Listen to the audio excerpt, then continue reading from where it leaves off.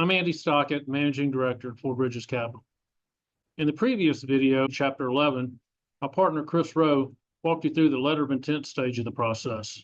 Today in Chapter 12, we're going to discuss buyer comparison and how you make a choice of which horse you want to ride in this process.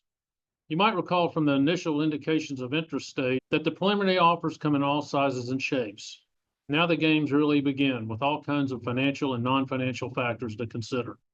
Let's start with the financial aspects of an offer. Let's say we're dealing with a situation where the offers are clustering around $30 million in, quote, enterprise value, also known as the headline number. Enterprise value, by the way, can include cash received at close, plus seller notes, plus earnouts or retained equity.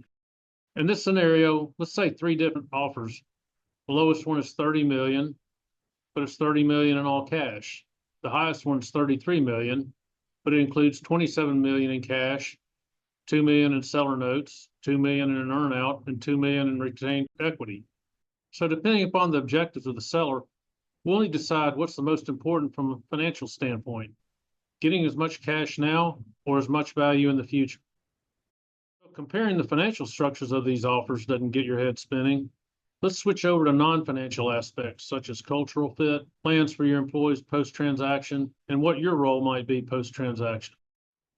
If your objective in a transaction is to take a substantial amount of chips off the table, but retain a meaningful equity position and continue in your role and take the company next level, what we often call a second bite at the apple, chemistry and shared values will bubble to the top fairly quickly. If you do stay on, recognize that you're getting a business partner, someone that you might be working with for the next 5 years. And when you have to factor that in, remember what my mother told me, when you marry for money, you earn every penny of it. So what are some tools you can use to select between competing offers, particularly when there might be several shareholders who have different objectives? We at FourBridges came up with what we called a buyer comparison matrix. So we basically took a spreadsheet and put 5 key values up at the top of the spreadsheet in different columns: valuation, certainty of closing, structure of the transaction, personal chemistry with the buyer, and resources that the buyer might bring to their company. We ask each of the shareholders to score those on a 1 to 5 scoring range, with 5 being the most favorable. Then we had them weight each of these aspects by importance to each of them.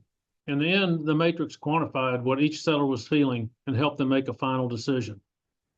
But there are always offers that are be apples and oranges, and with our experience, we can help turn them into apples to apples. We can then pick our buyer and proceed to the closing phase of the deal. For more information, download our Start Here guide under our resources on our website, and look for our next video on the working capital adjustment, which can materially impact the ultimate purchase price. Thank you for watching.